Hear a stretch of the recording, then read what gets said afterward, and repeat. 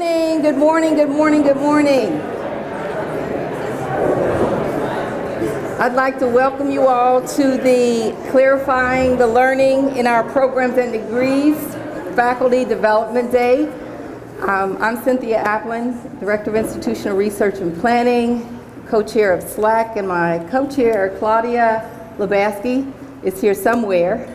And we are happy to have this opportunity today to present some information, techniques, and tips on mapping program outcomes and course outcomes. Most of you probably also attended our first session with Marcielle and Craig on program outcome development and design. So this is part 2. Now that we've had some kind of guidance on putting together your program outcomes, now we want to get a little bit more in depth and talk about how to map those outcomes between programs and courses. So Dr.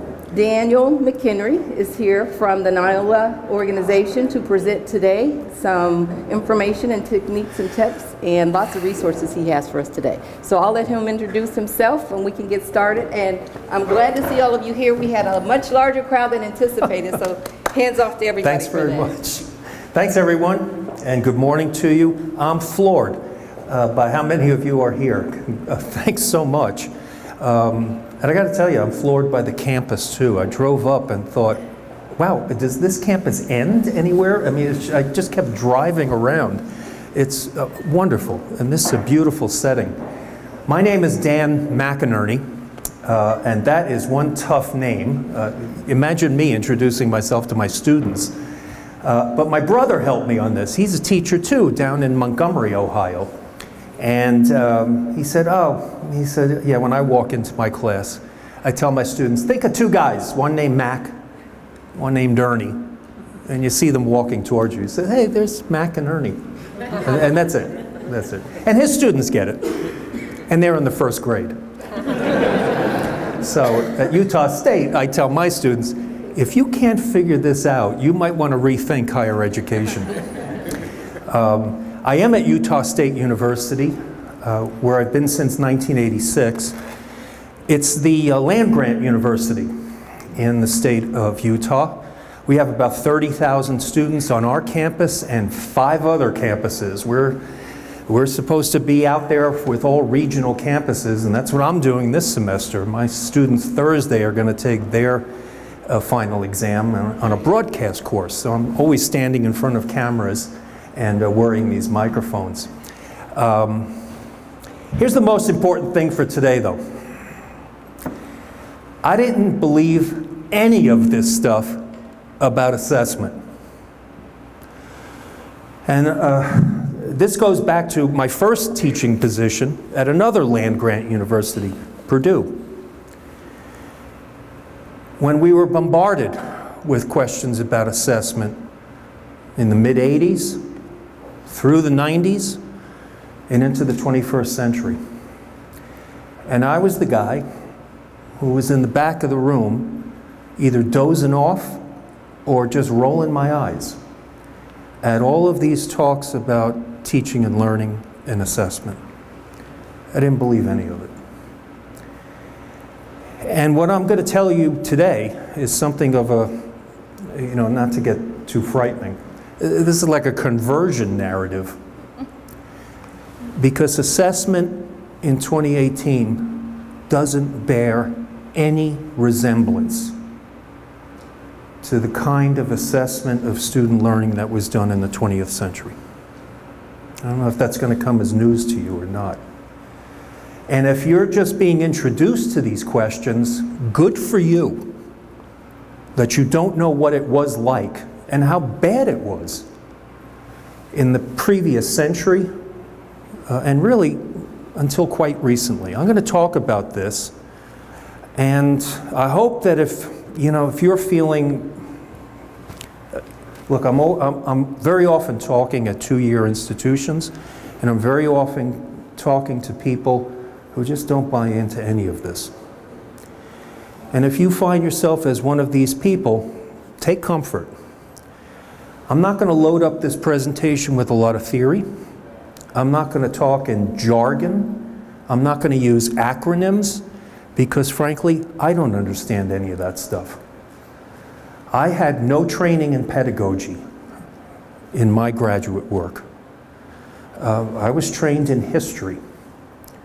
And in our discipline, we have a kind of strange assumption. If you can do research at the PhD level, well, you can automatically teach well. I think that holds for a lot of disciplines in advanced academic work. We've changed that in history, and graduate programs now don't look the same as they did in the 20th century, because we know we have to respond more clearly and more thoughtfully to questions of our teaching and our students' learning, especially for those of us at public institutions, where we know the public eye is always on us, where issues of accountability are central.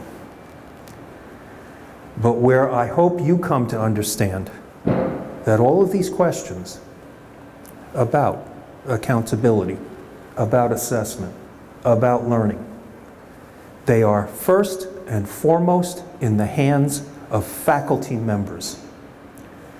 The focus in 2018, believe it or not, is on actual faculty and actual students in actual classrooms with actual assignments and exercises. That's where learning takes place. Faculty have known this all along. Assessment professionals have come to focus on this question too. We're all on the same page.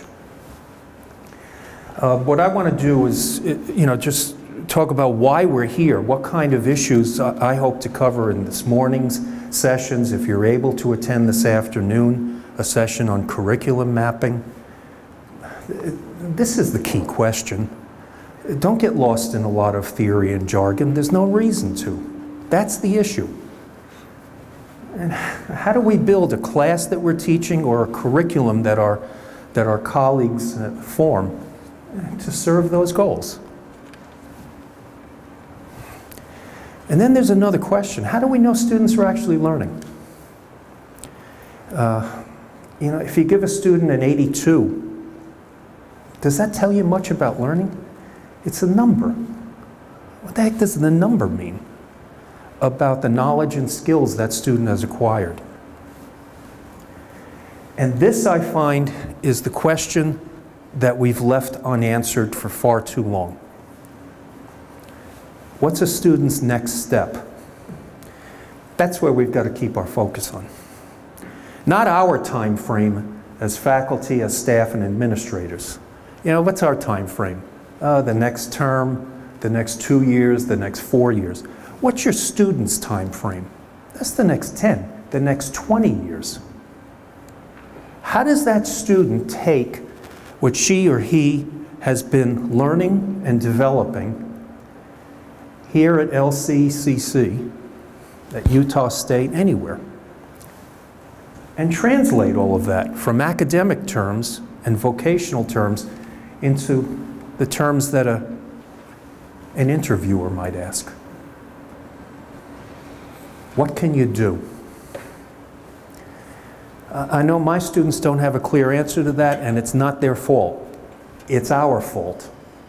We haven't explained it to them. They're experts in academic language. Good luck finding a job in academics. Most history majors are not going to become historians. Big surprise. Most physics majors aren't going to become physicists.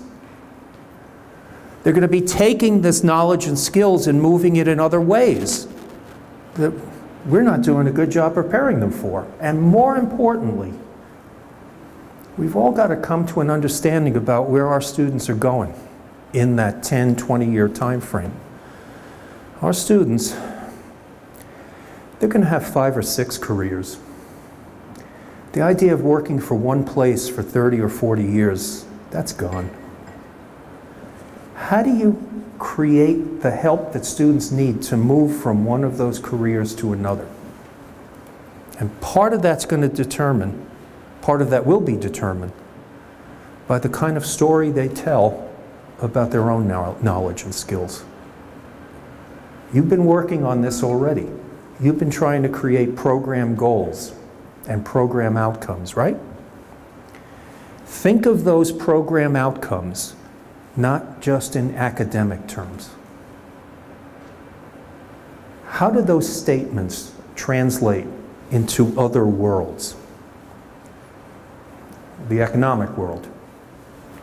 Oh, the political world, where we all answer to legislators. The community world, civic service. How do we form those outcomes in a way that makes sense in many environments, not just ours? If we're just talking academic to academic, we're not serving those students very well. I want to start with some opening suggestions about all this, then some approaches that I hope will be concrete and practical. This is what I was always looking for when I went to these talks. And also some good places to start that all of you have access to. What really turned me off to a lot of these presentations in the 80s and the 90s was that I thought I had to have a degree from a college of education to figure any of this out, or to have my work count for anything. Those days are gone, because most of us are not graduates from colleges of education. We're going to focus on the disciplines that and the vocations and the careers and the training that you focused on in advanced learning. That's what you're going to dig into.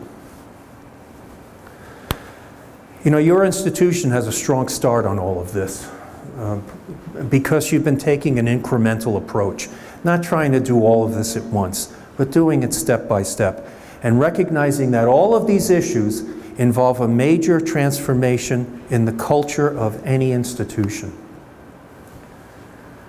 Paying attention, too, to what your accrediting body says to you, the responses that they give after doing a review of the campus, after offering suggestions and recommendations, and working on program outcomes,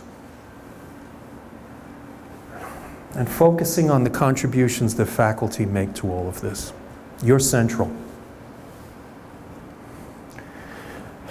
And this group, faculty, staff, administrators, that's the way this kind of work has to proceed, with a community of academics. I want to offer some initial suggestions on all of this.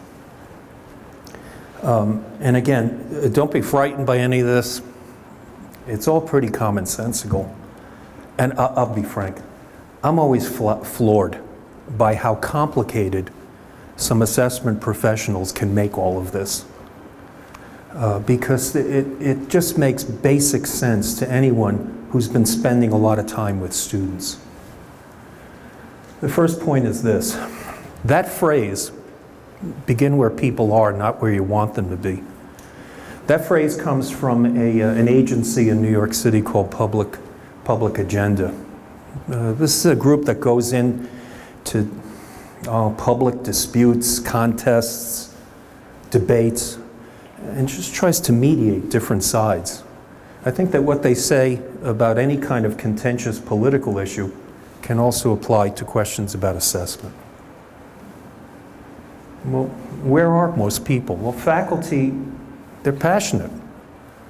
We're passionate about our courses, we're passionate about our students and their success, and we're passionate about the disciplines where we've been trained. Most of us are coming from fields, they don't make any kind of economic sense. History? Really? Am I rolling in dough because I'm a historian? We go into these because of our intellectual curiosity. We're driven to understand the particular area we are. This is where most people are. I'll be talking about something called tuning later. I think it's very appropriate because it focuses on where we focused in our advanced academic work. Well, where are most colleagues? I got a sense about this talking to a variety of audiences around the U.S. I think a lot of people are dealing with bad memories of past assessments, the way I was. And I mean, that's a pretty good illustration of what my head was like going to assessment presentations, especially in the 20th century. And looking back, I'm a historian, that's all I do, look back. I understand why my head was exploding. Because assessments in the 20th century tended to be top-down. Some person at the top saying, we're going to assess our student learning, and here's the way you're going to do it. I don't care what your specialization is, because one size fits all. I worked with some administrators who thought this way up through 2008.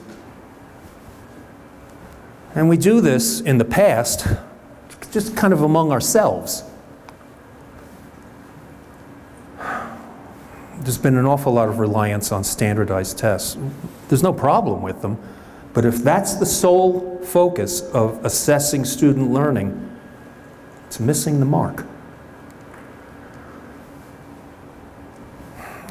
I've always seen this too. Filling out forms, creating piles of paperwork, and then wondering, where the heck is any of this going? Never hearing anything more about it. And finally, I always saw myself as Elmer Fudd, thinking, I don't understand what this has to do with what the work I do with students day in and day out. So I and some other colleagues would sit in the back of a room and just hope it would all go away. It's not going away. We all know this. If we're thinking 5, 10, 15 years ahead, this is part of our world and part of our work. It's part of the public demand for accountability, and it should be part of our own interest. What's working in my classes and what's not, and why? An assessment now looks entirely different. These are some of the people who are with this group that has sponsored this visit, the National Institute for Learning Outcomes Assessment. The acronym is NiloA, and as Natasha often says, it sounds like some kind of strange Hawaiian greeting.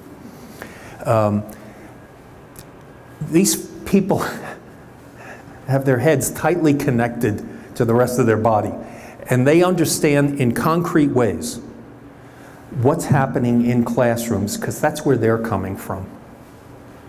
As they've argued, in the past we've been mired in a culture of compliance.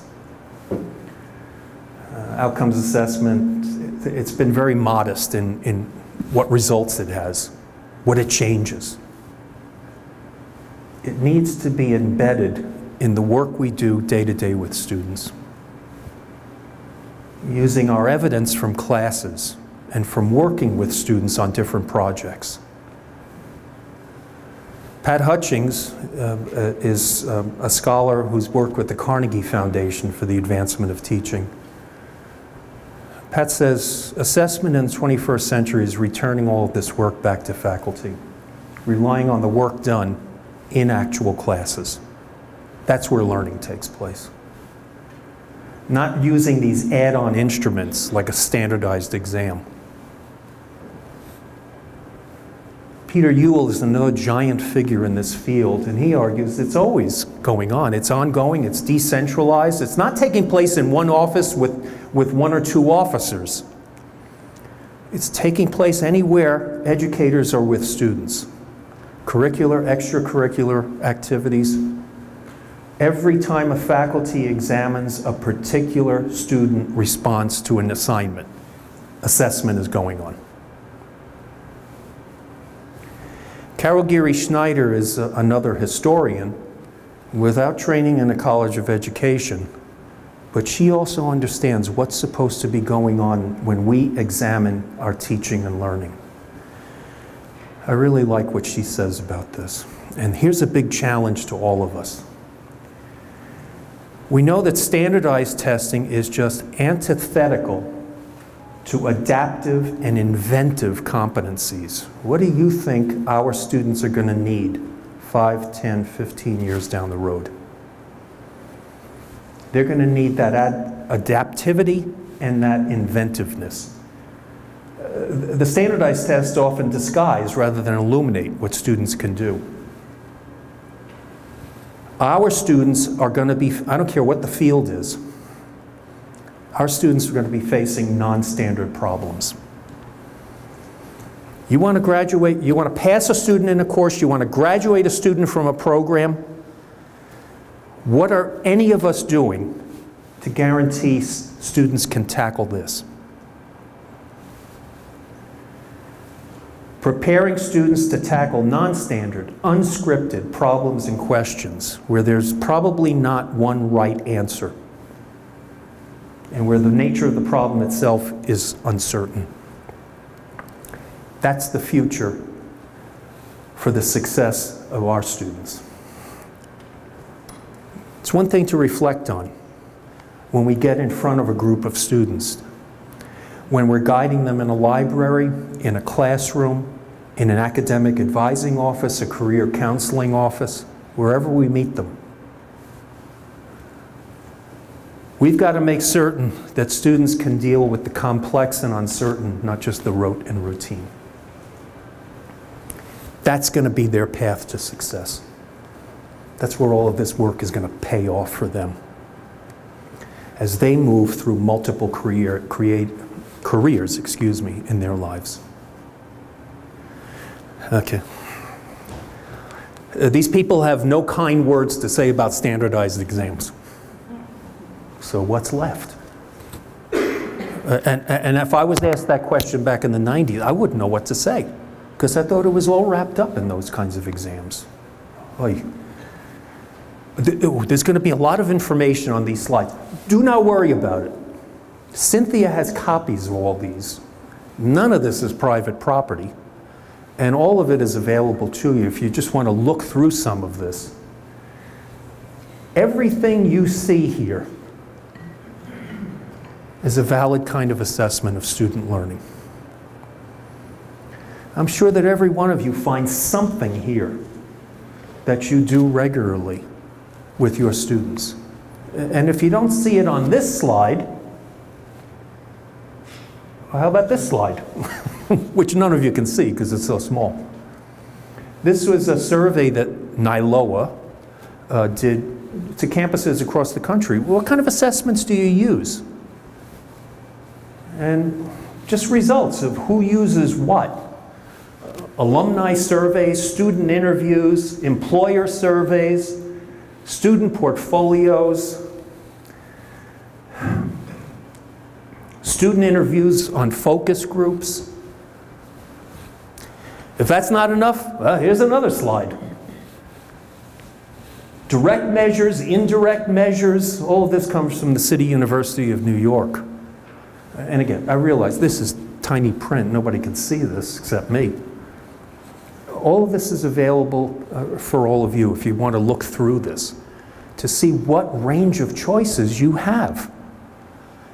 And the more choices, the more variety, the better.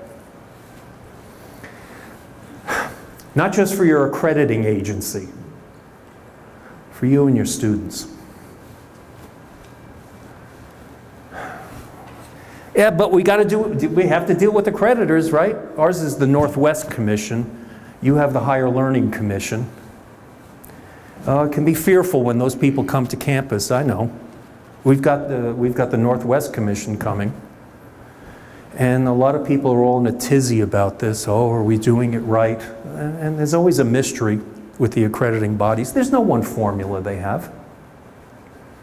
They're looking for what fits your institution and your mission and your resources and your faculty and your staff and your students.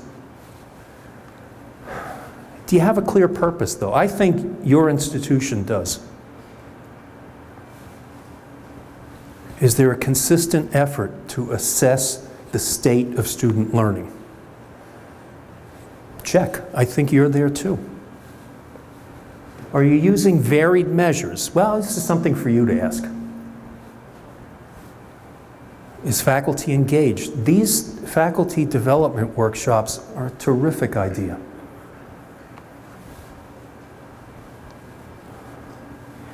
And are you trying to integrate this assessment of student learning with other campus reviews? Rather than having this sit over here and other types of campus reviews sit over here. You're thinking about linking them up and having one set of projects answer a whole series of questions. You know, this visit counts. I hope somebody here is going to tell the Higher Learning Commission you had a visit from a NiloA coach. That's another sign about a clear purpose and a consistent effort.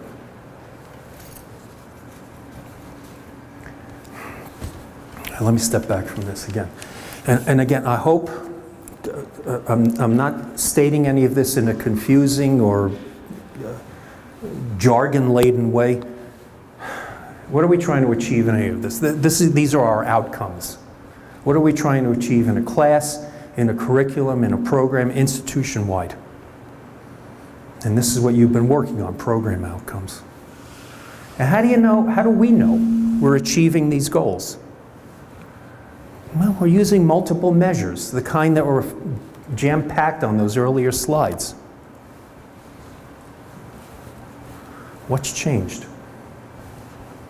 Here's the key change from the late 20th century, where assessment focused almost entirely on this issue, complying with what accreditors demanded. That still exists. But this is the emphasis now. What are we learning from this that helps us in classrooms, in visits with students, in appointments we have with them, in the training we offer? How does any of this change what we're doing day in and day out with our students? It takes a bit of reflection, but you're all entirely capable of that because you know what your fields are all about. You're the experts, not an outside assessor.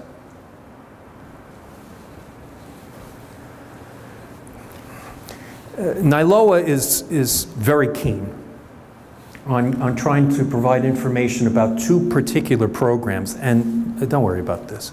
I'm not going to go into a lot of detail about these two.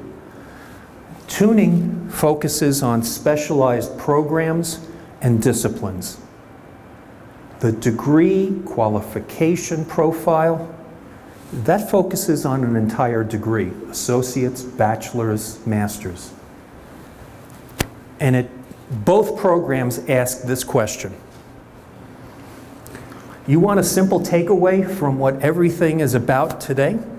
That's it. Then again, you don't need a College of Education degree to figure this one out. But you do have to, we all have to, ask ourselves this question again and again. When students complete either a program, a major, a degree, what should they know, understand, and be able to do? How do we answer that question? You've tackled this already by trying to develop program outcomes. So that's a fancy name for a pretty basic problem, right? Honest to goodness, there's nothing more to it. Keep your eyes focused on that question.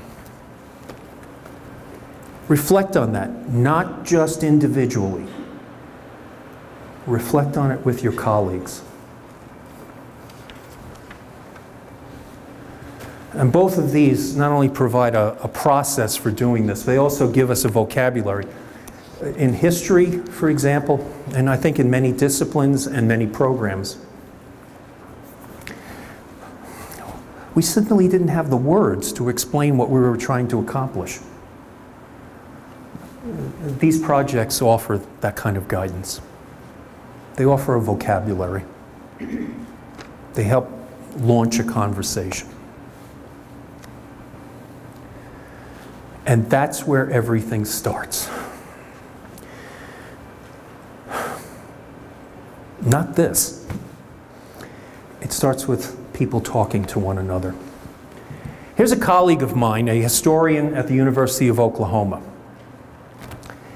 And Ann led a project in my discipline among historians who had no experience in this kind of activity. And a group of us who are at the head of that project in our disciplinary group, we're trying to figure out, how do you explain what we're trying to achieve here? Look at what Anne suggested, because it applies to all of you here. Imagine a first meeting of the academic year and no one talks about budgets, assessment, course assignments, or parking. Right? We all go to these initial meetings. What if you have that first meeting and you're not talking about any of this? What if we started the year discussing what disciplinary ideals link us in our fields?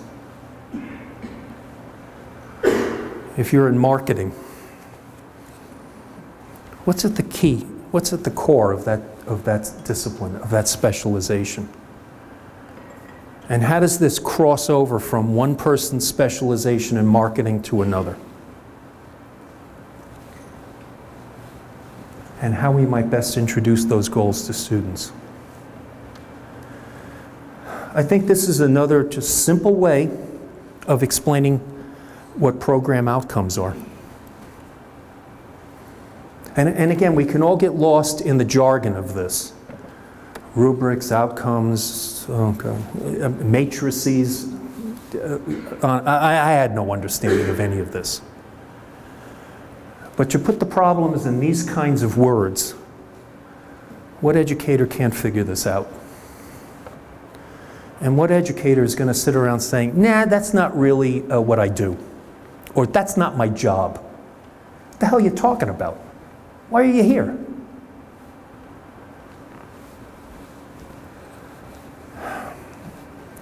We're trying to emphasize the intentions we have in a class, in an exercise, in a curriculum. You want a slogan to keep in mind? I keep saying this to myself every time I walk into a classroom. Don't make any assumptions about what kind of knowledge and skills students have. Can I give you an example of this? Work with a bunch of historians. I apologize for going back to my own discipline, but you know, that's my life. I work with historians who are focused on this scholarship of teaching and learning. And they try to zero in on very commonsensical issues too. And one of them gave a workshop once for historians that just opened my eyes. We walked in, he said, how many of you, at the end of a class, you tell your students, oh, you know, for our next meeting, I want you to pick up that book by Eric Foner and read pages 45 to 100. And we're going to start our next class with a discussion of that. Read 45 to 100. See you then. He said, do any of you have any idea of how your students hear that? How do you, as a historian, read a work, let's say, by Eric Foner on the Civil War? Oh, you read that book at multiple levels, and you're wandering through the book. You're trying to isolate his key themes. You're trying to figure out subsidiary themes. You're trying to determine what are the key illustrations of these themes. You're also asking yourself, how did he reach these conclusions? You're moving all around a book. When you tell your students read pages 45 to 100, how do they read? It's a straight line. Everything is of equal importance. No discrimination, no scaling. Every single point is critical. Anybody with an advanced degree knows that's not the way you read. Who's saying that to students? Who's telling them the most, what we might think is the simplest instruction? Read this work. What you've got to do, what we all have to do, in the language of this colleague, you have to decode your discipline. You're in marketing, you're in business administration, you're in a nursing program. How do people who specialize in that field read or study or review? Because your students don't know this. It's another point you've got to make clear. holy cow, has this changed the way I go into a classroom? Again, making no assumptions, trying to make the implicit explicit. And the other change, it's moving away from a very private world of teaching focused on my course, as if I have some kind of property rights to my class on the Civil War and Reconstruction, and focusing more on our shared curriculum. I got to work with 24 other historians in my department. What are we trying to achieve for our discipline as a whole?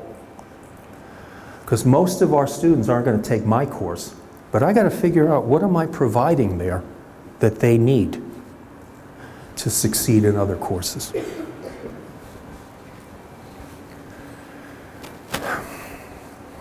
Well, there's something else that we all do.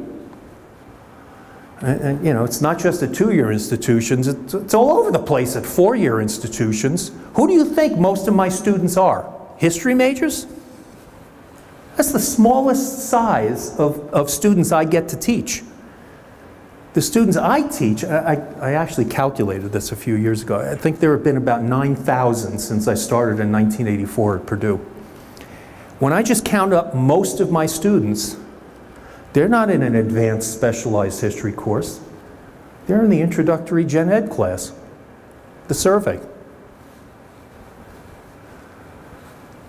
So I mean, I have a course and I've got to figure out how to do that course well, but that course is part of a larger curriculum in my department, and that curriculum is part of a larger program at Utah State University, and that curriculum, that program, also is supposed to fit into institutional objectives. We're like Russian nesting dolls, right? We fit into all kinds of slots at one time. If you are locked and obsessed with this alone, you are not ready for the 21st century. You've got to figure out how you work through all of these at once. And you're all smart people. That's why you were hired. And it shouldn't be some kind of individual test. How do we figure this out? It starts with what Ann Hyde suggested. Talking to one another. I have this specialization, you have yours, but what do we share?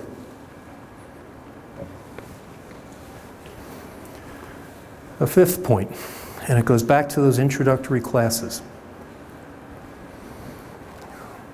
I've learned a heck of a lot about my intro class from my colleagues at Salt Lake Community College, which is the one institution in our state that has some kind of handle on the future. Because of the diversity of students there, the diversity of faculty, the different paths students are taking. I want to figure out what's going on at a 4-year school. My first question always is, what's going on at a 2-year school? Because that's going to tell me where we're going. And for me, maybe for many of you, one of our great tests is to try to help students figure out, what the heck is general education all about?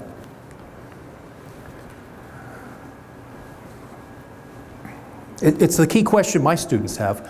Oh, let me show you the first slide I use in my history survey class for Gen Ed. I talk in a room that holds 300 students. It's a big land-grant factory, right? And they give me a screen that's about 50 feet across. And what I do on my very first slide to these students, and it's at 8:30 in the morning on a Monday in August, so it's always their first class in a 4-year institution. And I know most of them have no understanding of what Gen Ed is. Because they're just told, well, it's a checklist. You get rid of that, do this, do that, get rid of Gen Ed, and then go on to what's really important. What's really important? What the heck do we have Gen Ed if it's not important? Why are we wasting their time? We're not wasting their time. We all know that. Who's explaining it to students? My first slide, to about 250 students, 50-foot screen. That's the slide. Because I know it's the question that's on most of their minds. Because most of them are not history majors. They're coming from all across my campus. And by answering that question, I take about 15 minutes in the first part of my first lecture to them. By answering that question, I'm trying to explain what Gen Ed is. Why do we have it in the US? Other nations don't. Why do we bother with it? And what's been the proven success of Gen Ed? Another quick story. I've got other colleagues who work on these teaching and learning questions. One of them was sent by the Fulbright program to Hong Kong. Because the City University of Hong Kong was so proud of itself. And in advertisements, in its website, it announced the City University of Hong Kong proudly announces a 3-year bachelor's program. How does it do a 3-year bachelor's program? It got rid of Gen Ed. Students come in, they just specialized in the exact areas they wanted. Students start graduating with these 3-year bachelor degrees. Suddenly, a flurry of complaints come to the City University of Hong Kong. Not from faculty, not from students, not from politicians. Business leaders kept arriving on campus saying, what the hell are you doing with this 3-year degree? What kind of businesses do you think we're in Hong Kong? We're in global businesses.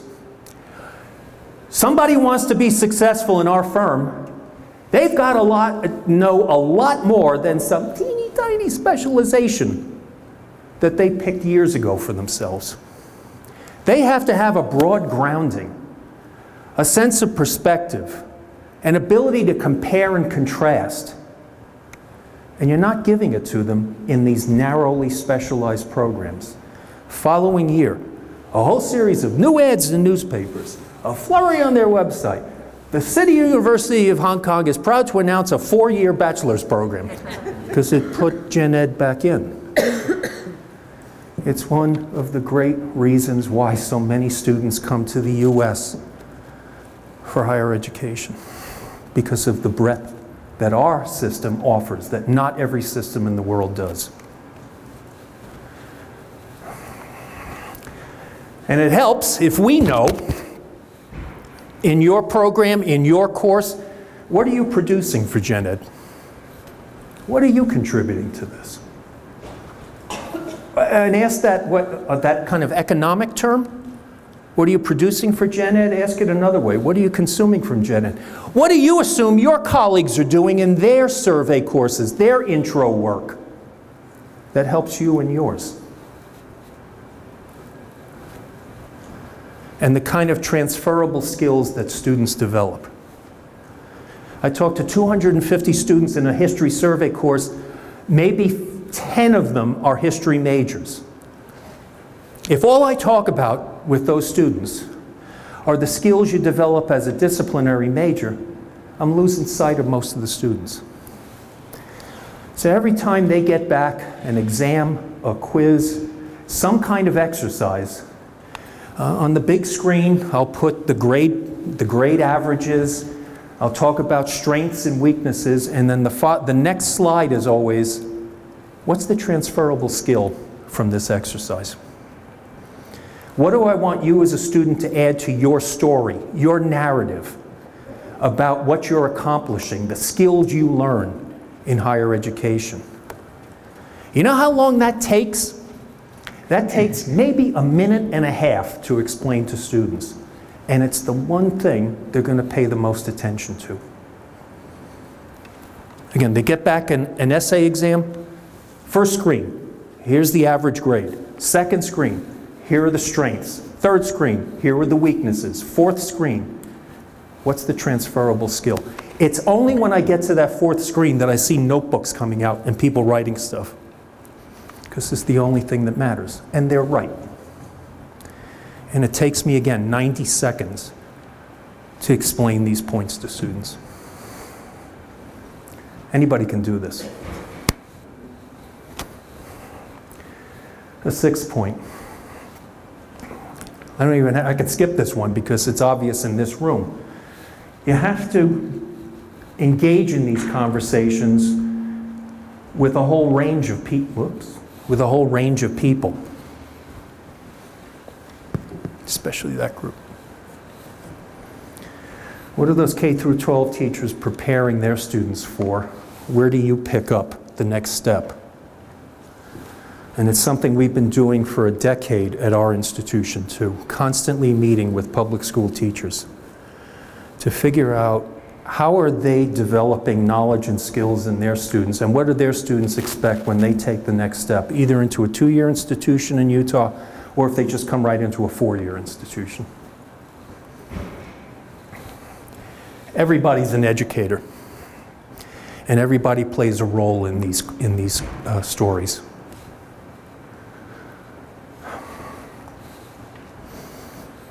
I was talking to Cynthia before about this one. Is attendance at this kind of workshop, taking part in this regularly at LCCC, is it recognized? Awards, honors. I mean, is there going to be a lot of dough handed around? No, I know that. I don't get any at my institution. I don't know anybody who does. There's no money for it. But is there some kind of recognition for people who take the time to engage in these discussions? And equally important, are you working in a kind of no-fault environment? Can you try a teaching experiment? Are you allowed to do that? Even if it fails. You're allowed to think outside the box and try something new. I know we are. And we have a pretty rigid tenure and promotion process. And teaching is one of the categories. And I've got colleagues who are constantly experimenting with this. And some of them are afraid to try it because they want to know what's going to happen at my next tenure and promotion meeting. Because this didn't work out. Oh my God, students hated this thing. Look at my teaching evaluations on this. Oy. It's not important. I think we all write up reports about our work. Why'd you engage in this experiment? What were you trying to accomplish? How'd you do it? What worked? What didn't work? What am I going to try the next time? I haven't been to an institution yet that doesn't take that kind of reflection seriously and not hold it against you. And I'm talking about colleagues who have thrown away everything from one course and just started all over again. I'm thinking in particular of a colleague of mine in my history department. This woman's got 2 kids. She's the head of our graduate program. She's got 2 research projects going on. She's tied to national associations. We're sitting at lunch one day. She tells me, yeah, I'm taking my Contemporary America class. I'm taking that syllabus and I'm throwing it out the window. All the lectures, all the assignments, forget it. I'm not doing it again. I'm going to start all over. No lectures. Collaborative work, research, public presentations of student work. That's going to be the whole course. And I asked her, what the hell are you doing this to yourself for? You got all these other responsibilities. Her simple answer, I'm tired of driving myself crazy. Of coming to the end of 15 weeks of work and thinking, this is not what I wanted. And students are frustrated. And I don't think they're learning anything. And she said, the only way I'm going to get out of this is to just take what I've been doing and toss it and start all over again. And it turns out this new experiment has been one of the most successful in our department. I hope you have the chance to try that. And do what she did. Why did I make this change? What did I change? What worked? What did not work? What am I going to do the next time? An 8th point. I think you might want to return to some of your program outcomes after these workshops. Or maybe you're really just starting on this and you're thinking, oh, geez, how do I explain my field to other people? How do I make sense to people who are not trained in my area? You know, disciplinary societies are filled with information about this. And it's a good place to go. Just to see what your colleagues in your special area have worked out.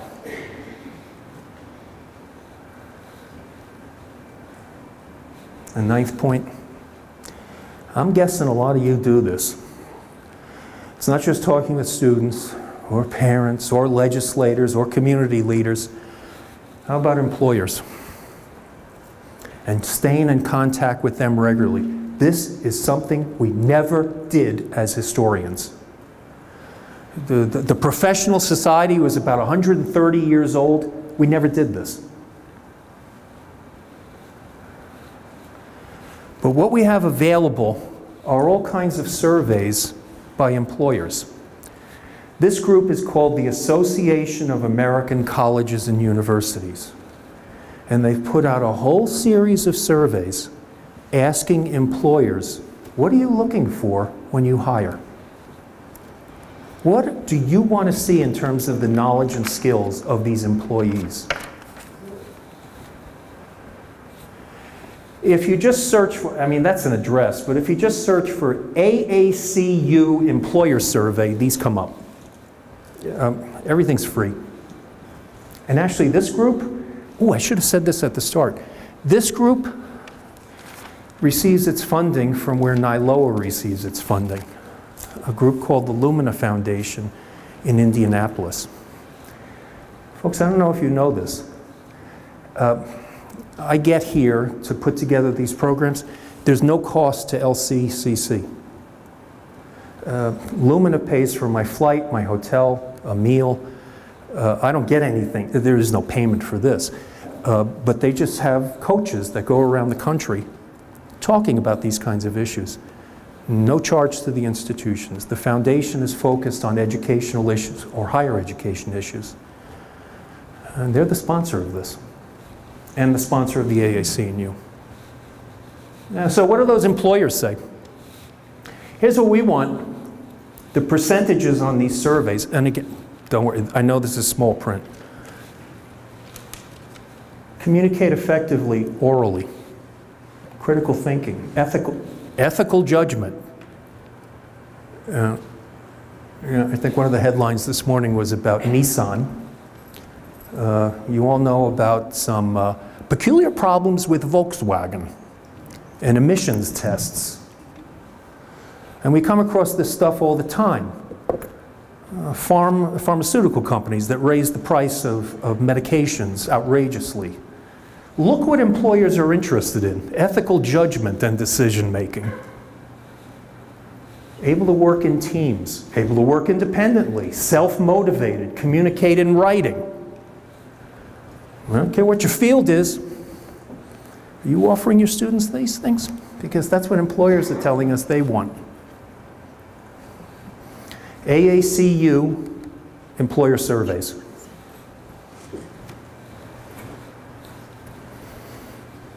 And I think a lot of you do this day in, day out, maybe 24 hours a day. I got up at 5 this morning and I was answering questions from my students on email. And talking with students when they come to see me, or I just stop them and we start to talk. Trying to figure out this question first. Do students come from a family that has given them encouragement and understanding about academic life? Or are students first generation? They're learning this for the first time. What's working for them in classes? What's a problem with their classes? What's a complete mystery about higher education?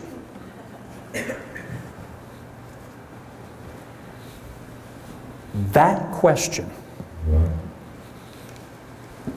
changed my life because an instructor asked me that. In October of 1971, I will never forget this. I was very lucky to be at a four-year college in New York City, taking an English class. I write a paper on Mark Twain. Professor's handing back the papers. He said, McInerney, come up here. And I thought, oh my God, what did I do now? He said, yeah, this paper worked very well. Here's his next question. What's next? I'm a senior. He said, what are you doing next? I said, I've got no idea. Most of my friends are applying for grad school, but I said, you know, what they tell me is when you go to grad school, you've got to focus on one particular issue. And what have I been doing for 4 years at this college? It's really a liberal arts education all over the place. I said, I don't know if I want to specialize in one area. And he said, oh, you don't have to do that in graduate school. There are interdisciplinary studies. There's a program called American Studies. You do history, English, political science, sociology, art. I said, well, I knew nothing about this. And this is 1971. He said, go to the library and the catalogs for, and the journals, pull out a journal called American Quarterly. That's the journal of the American Studies Association. Go to the inside back cover, and there are all the institutions that have American Studies programs. Then go to the college catalogs in the library, start pulling them out. How do they organize their program? He said, apply to 5 or 6 of them. See what happens. If that guy didn't stop me and take 2 seconds to ask that question, honest to God, I don't know where I'd be today. I have no idea. It's just one of those twists in life. Think back to what turned your life around in your academic work and in your higher training. Did someone help you even in the what seems like a small way? Because usually those small ways make all the difference. Give that back to your students now. And this is a question I'm constantly asking students because of the lesson I learned back in '71.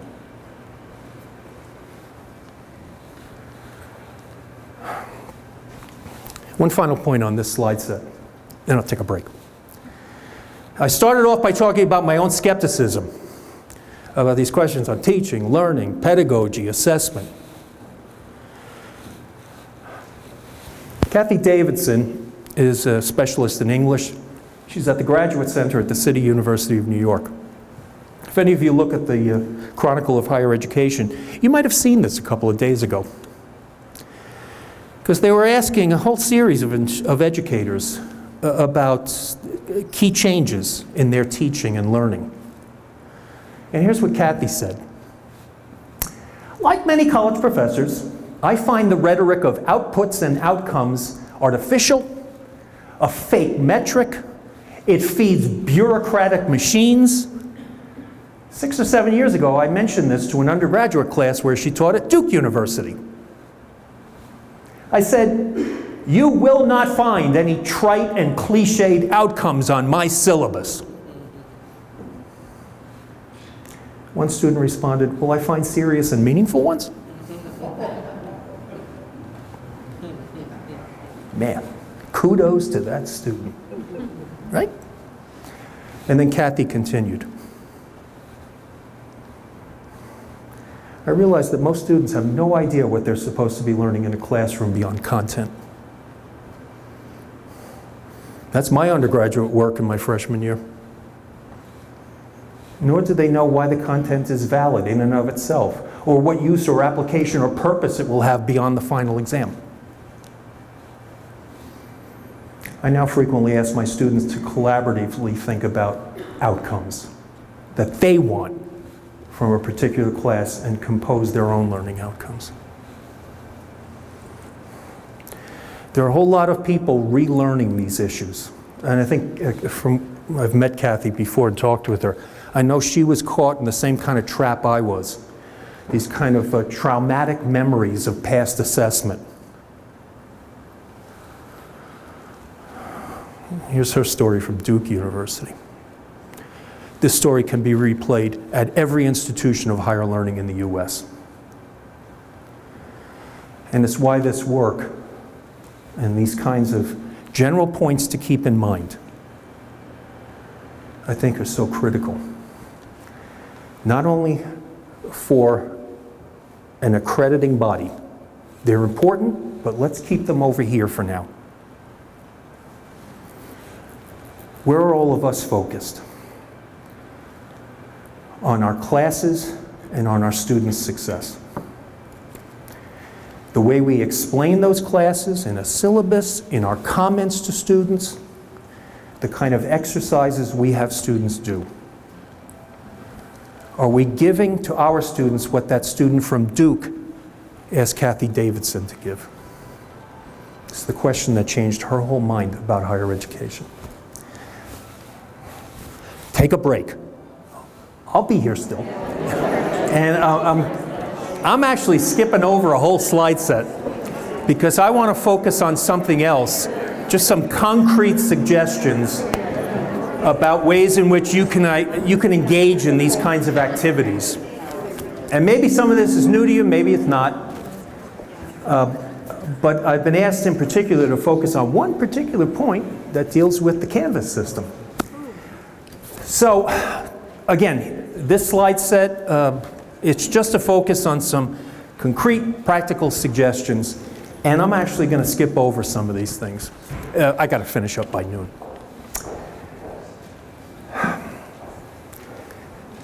First point, if you're befuddled by any of this, oh, for heaven's sake, go out and look for some help, especially from these institutions. Wow, are these people great at figuring out strategies for working with students and the community in two-year institutions. I go to their websites all the time for help. Because again, most of my students are the equivalent of yours in intro courses. And this, again, this slide set is going to be available to you, including the second one that I'm going to pass by. Second point about this, no need to start with a blank slate. Again, think about your disciplinary societies and the kinds of suggestions they would have on their website and their publications.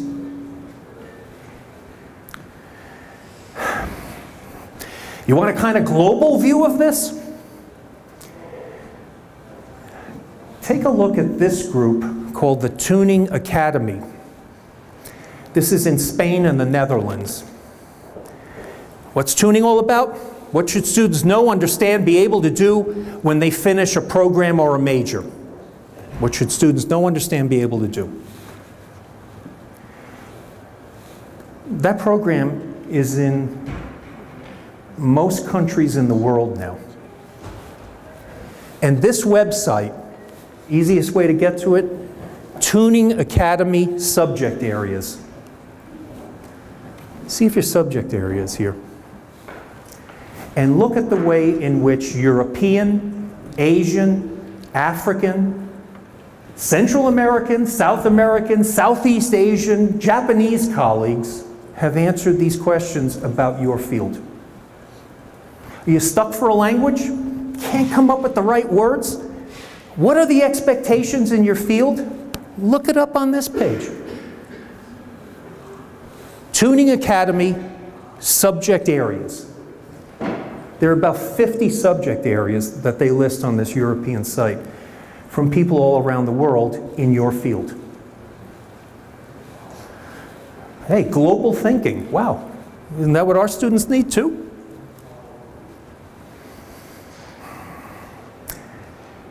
You know, you've done this. I'm going to skip through this. One suggestion I'll make. You might want to revisit your program outcomes. Let's go back to our grammar classes in junior high and high school. Are you using active verbs? Because that's what you can measure. Not reflects on life's complexity. How the heck do you measure that? Be more specific rather than just noting appreciation or awareness of certain issues. Again, Cynthia will have this slide set for everybody. What is the language of active verbs? Look at these. Go through the list. Figure out what applies to your specialty. Here are even more of them. And even more of them. I go to these all the time because I'm stuck sometimes. I'm just looking at my computer saying, how do I say this? How do I say this in an active sense?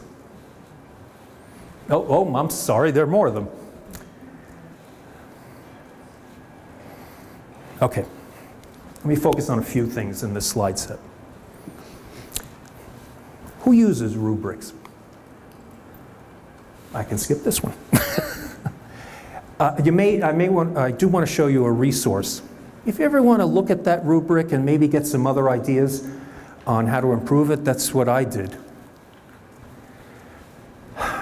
There's a search term, Association of American Colleges and Universities, AACU, value rubrics.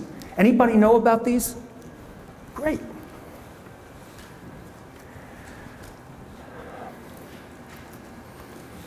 They offer rubrics that you can customize for all of these skill sets. So here's a gentleman in graphic design. How the heck do you create a rubric for creative thinking? You would think rubric creativity, they don't exist on the same planet. Take a look at that. I've been visiting this site regularly to figure out how to fine-tune the rubrics I use to evaluate student work. They come across your screen like this, and then you could just go in and change it if you want. Just make the text more appropriate for your class. All right. This is what Cynthia wanted me to focus on. And it's the last thing in the world I thought I would ever do as an educator. To rely on my computer to tell me something about teaching and learning. At Utah State, we use the Canvas course management system the way you do. Is anybody familiar with a screen on Canvas that's called Learning Mastery?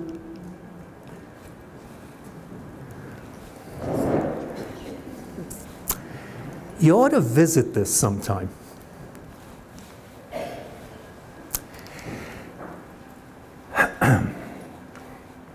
When you set up courses on Canvas, I'm getting ready to do that for the spring. You got to do a number of steps, you know this. But it's amazing what those steps can help you do. Part one, as you're setting up a course on Canvas, define your learning objectives or your outcomes. Now this is my screen.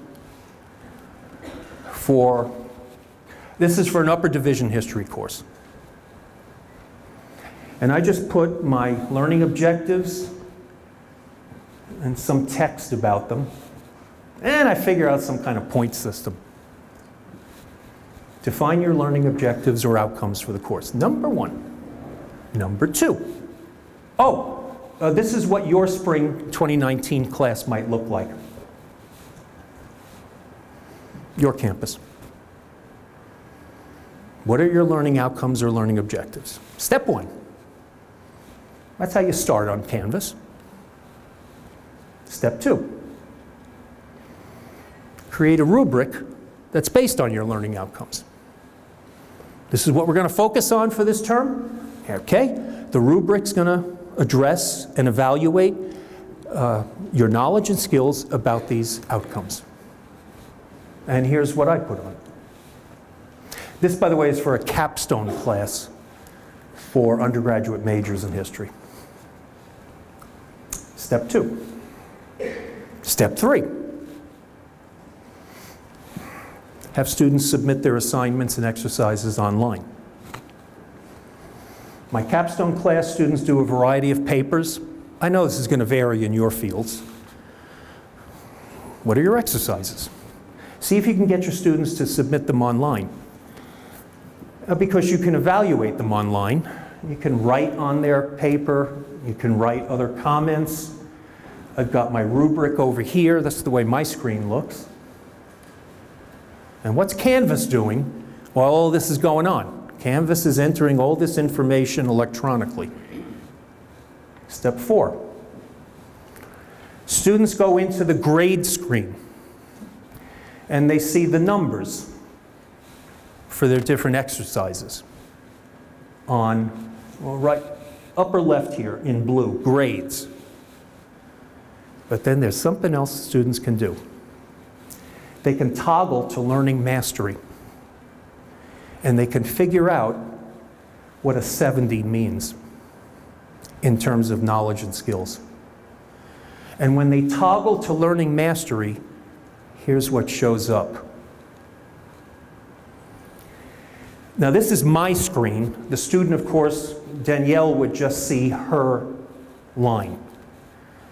But it's a color-coded reflection of the learning outcomes in the class. And this is what's changed my courses. I purposely look at this screen multiple times during a semester. I come across these light-colored charts, or red, and I do a course correction. I'm not going to focus anymore on the dark green issues. For the rest of the semester, I'm going to focus on the lighter colored and red ones, because I know that's where my students need help. A mid-course correction. Second advantage, I can go into these learning outcomes and it comes up this way for each one. Now this is a capstone class, it's advanced, it's the concluding class for majors. So a lot of expectations here, right? I can pull up every one of those outcomes here. Well-substantiated argument, proper citation of evidence. That's how the class performed. Here's the way Canvas reports on it. And at the end of this image, I add a paragraph, my reflection on this screen. There's the mechanics. This is, you have the right margins, there are a few grammatical errors, this kind of thing. I just capture the image, write a paragraph of reflection under it, gather all of these in one report, and submit it to my department and to the assessment office on my campus. I first did this 3 years ago. The people in the assessment office, their eyes popped out of their heads. They couldn't believe this, that you can get this kind of report from a class. Because it turns out 30,000 students on this campus. I was the only one on campus using Learning Mastery. And now we have workshops on it to get more people involved. You don't have to get everybody. Oh, geez. I shouldn't tell you this. You want to know the dirty secret about assessment? Now, this is not for you. The dirty secret about assessment? We're taking samples of student work, right? We need a sample of faculty work. You actually don't need 100% of people participating. Don't take that seriously and don't repeat that anywhere. But that is how it works. Folks, I'm trying to give you encouragement to try some new things if this in particular is new to you. And I have assurance too, because we've been talking about this for a couple of months over emails and phone conversations. There are tech people here to help you with this. Because I'll be honest again with you, I could not figure this out on my own. It's Canvas, for heaven's sake. Who can figure that out? But you do have tech people here who want to help you with this. Can you imagine how this helps the institution? And how, more importantly, how it helps you. Something more than numbers in terms of a grade.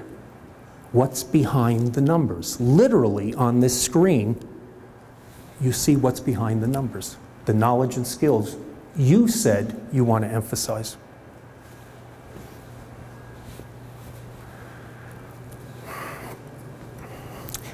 I'll give you another suggestion, and you might want to think about this for a future workshop on your campus. Something called an assignment workshop. What are the exercises you do in your class? You ever talk to anybody about them? You ever share those? You ever discuss them with colleagues? I know what happens in my department and my campus. Oh, people are complaining constantly about some problems they have with the student, or some issues that come up, or some frustration they felt. What do I rarely hear from my colleagues? Here's an assignment I'm giving in my history class. What do you think of this? And it's understandable. This tends to be part of our private little worlds, in our private little classes. It's been the culture of educators for decades. What if you were to sit at a table like this, and we've got 6 colleagues here. What if each of them brought an assignment with them and made 5 other copies, and each person takes 20 to 30 minutes to have a discussion at their table about their assignment? Here's what I'm trying to achieve. Here's what's happened in the past. Here's why I'm frustrated right now. What can you suggest to me about this? Does everything have to come from her special area? No! That's the last thing you want. You want people from all kinds of areas looking at this work.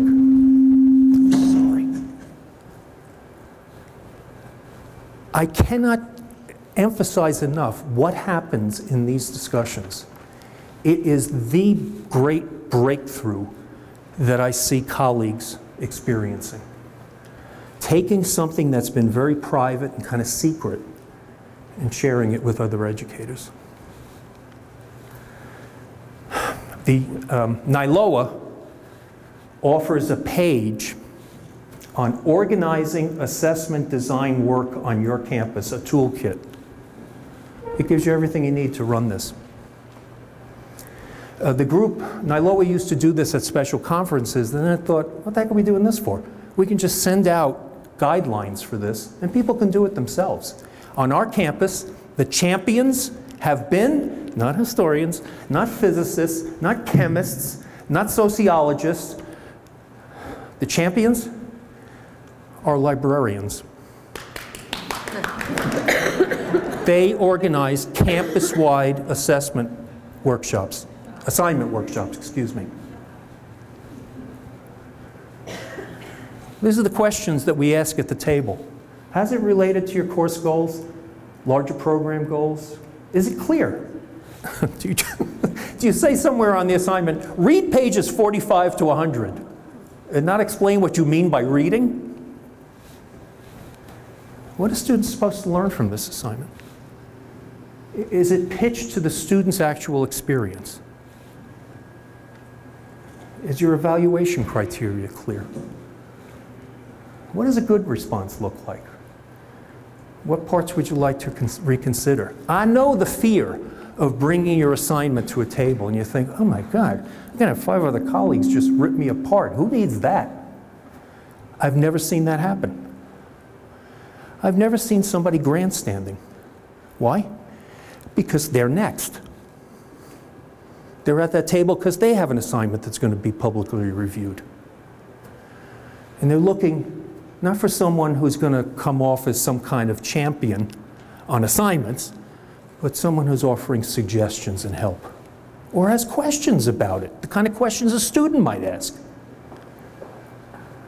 This stuff ain't complicated, but you can get the whole toolkit from this National Institute of Learning Outcomes assessment.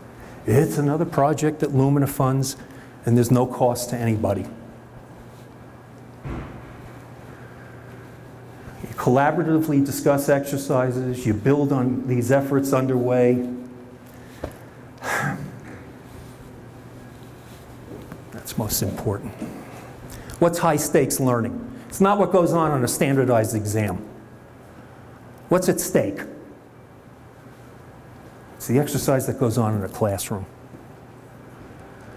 And that's what this assignment workshop helps us reflect on more carefully with other eyes from other disciplines and specializations.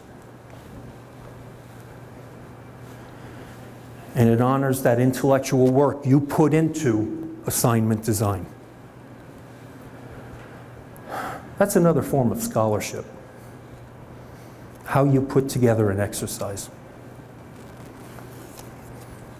How does other scholarship work? A conference paper. You've got an audience, right? You put an article in a journal. You've got reviewers. You write a book. You got an editorial board. We're all under review for everything we do, except this. Why not shine a light on this activity too? Because it's another part of your scholarship. NiloA assignment workshop, and the material comes up. This is this afternoon. I hope you can come to one of the sessions. Mapping a curriculum. What are the classes that develop your outcomes? At what level? What kinds of exercises? That's what I'll be talking about this afternoon in 2 sessions. And you'll be working on this at tables. And here's a guidebook that NiloA also puts out with, thanks again to the Lumina Foundation. Yeah. Here's a course. Does it satisfy an outcome? Does it introduce an outcome? Does it reinforce an outcome? Does it provide mastery of an outcome? That's mapping. More about this later.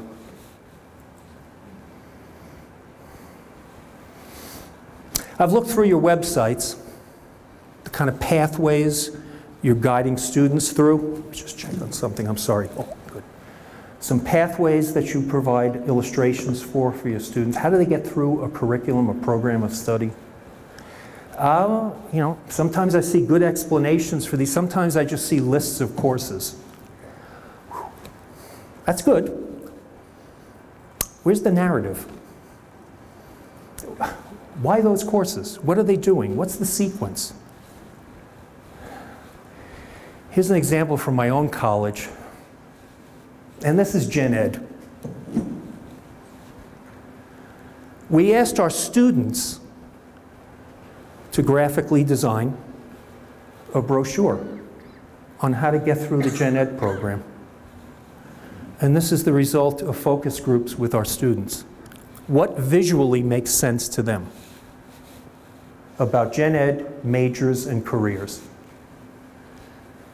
And what we broke it, this is again a 4-year institution, we broke it into these different categories, and the brochure displays it in a kind of visually attractive way that students are responsible for, guiding them through different majors if these are their interests. And then we make it even more explicit as they go through the brochure. You start with the basic question, why are you here? What are you interested in? Oh, you're interested in that subject? Well, you might want to think about these areas. And if you pick that area, here's what it starts to look like in the requirements.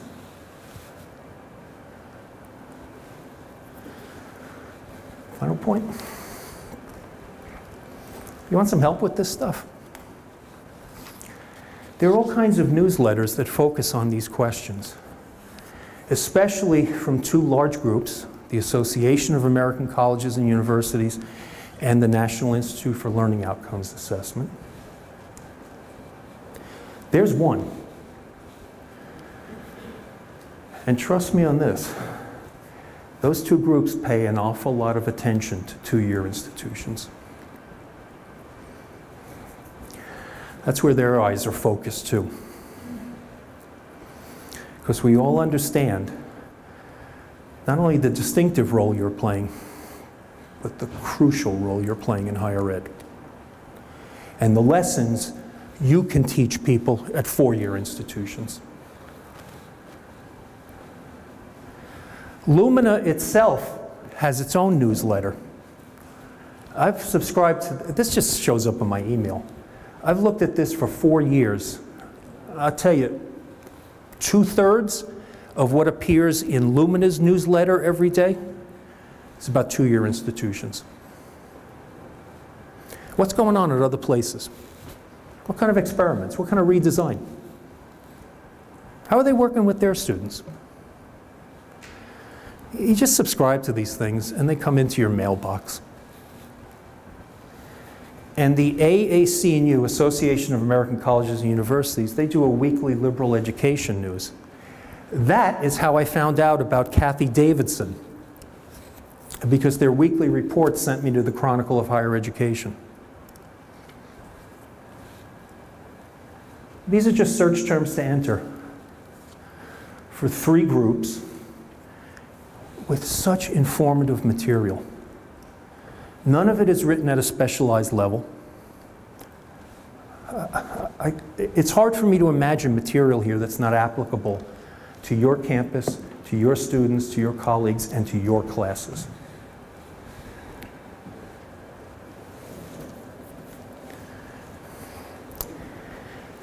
Again, I've skipped over some of this because I wanted to make sure I got through the most important points, especially about Canvas.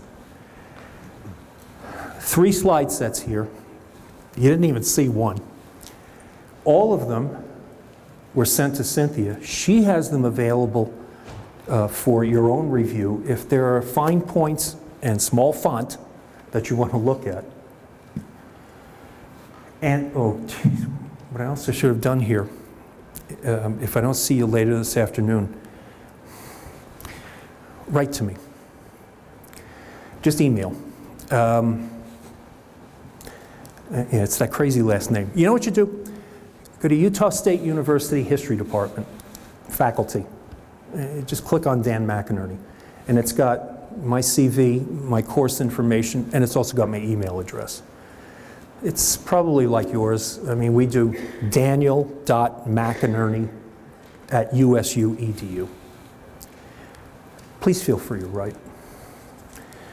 Lumina and NiloA send about 15 of us on the road talking to 2- and 4-year institutions.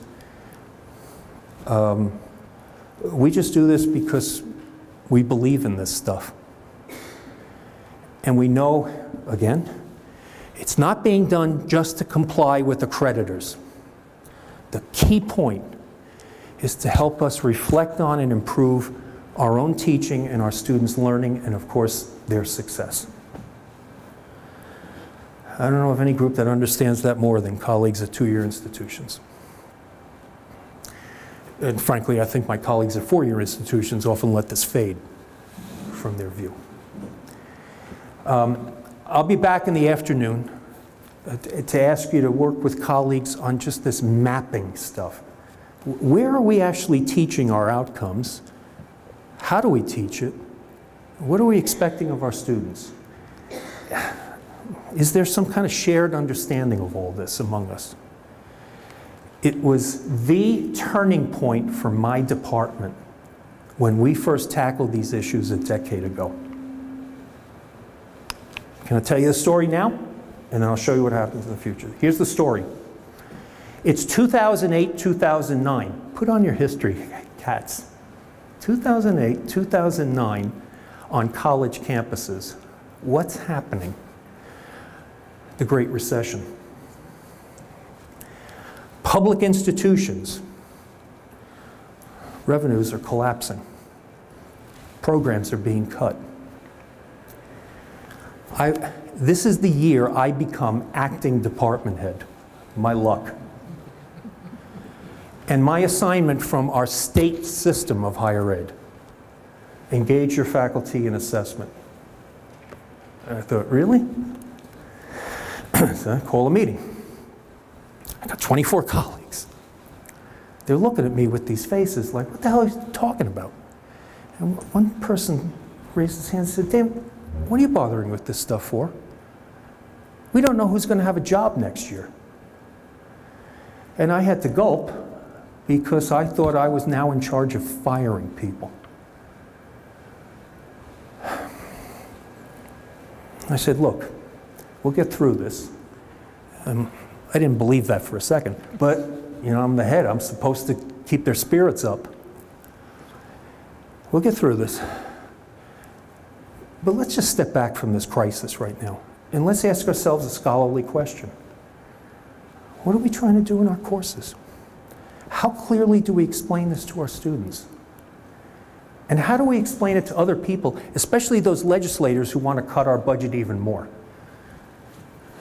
And this is in a state where a state senator got up in front of the whole legislative branch and said, liberal arts degrees are degrees to nowhere.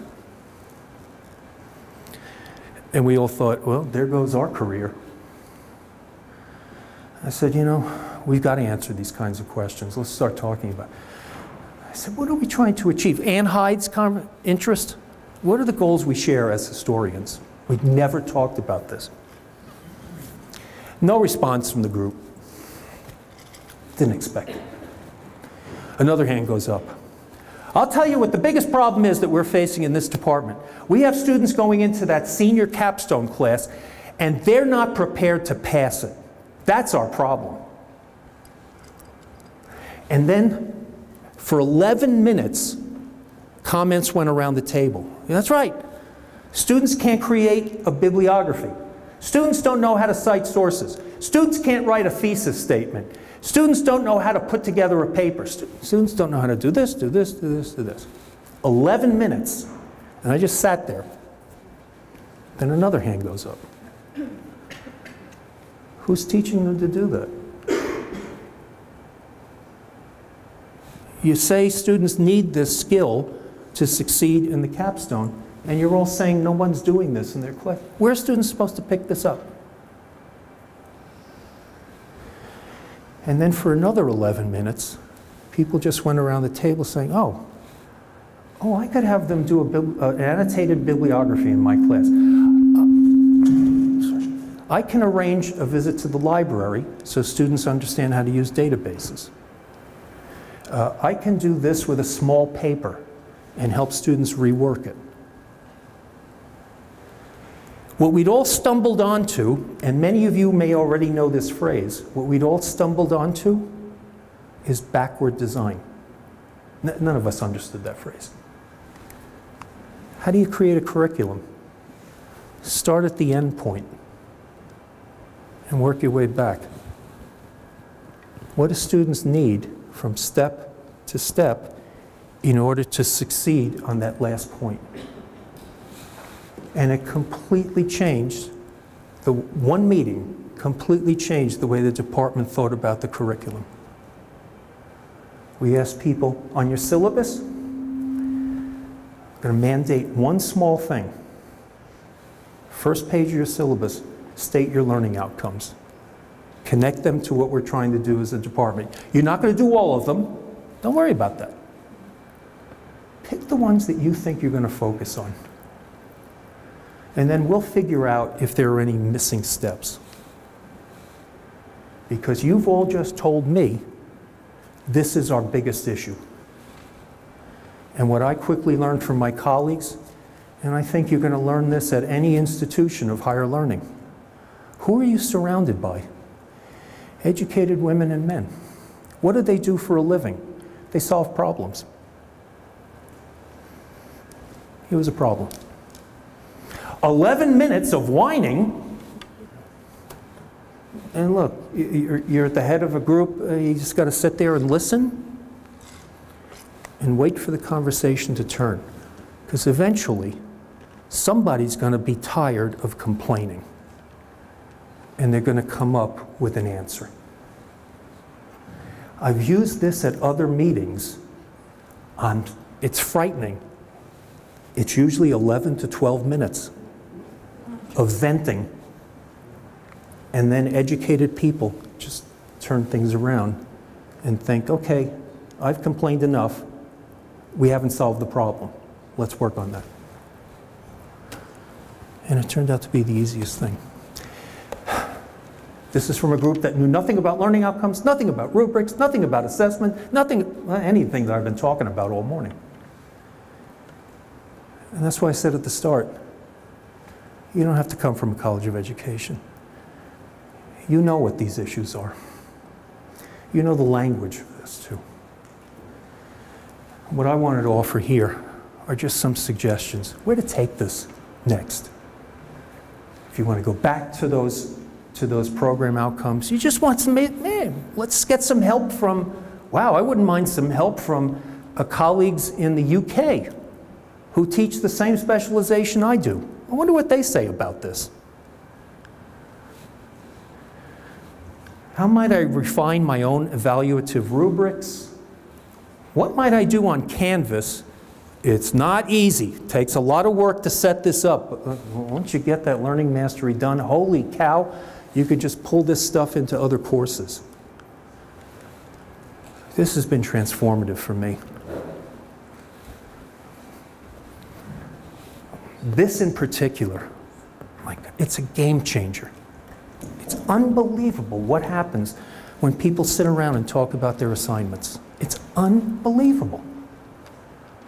Especially when I'm talking to a physicist or somebody from electrical engineering, and they're looking at a history assignment. I learned so much from their eyes.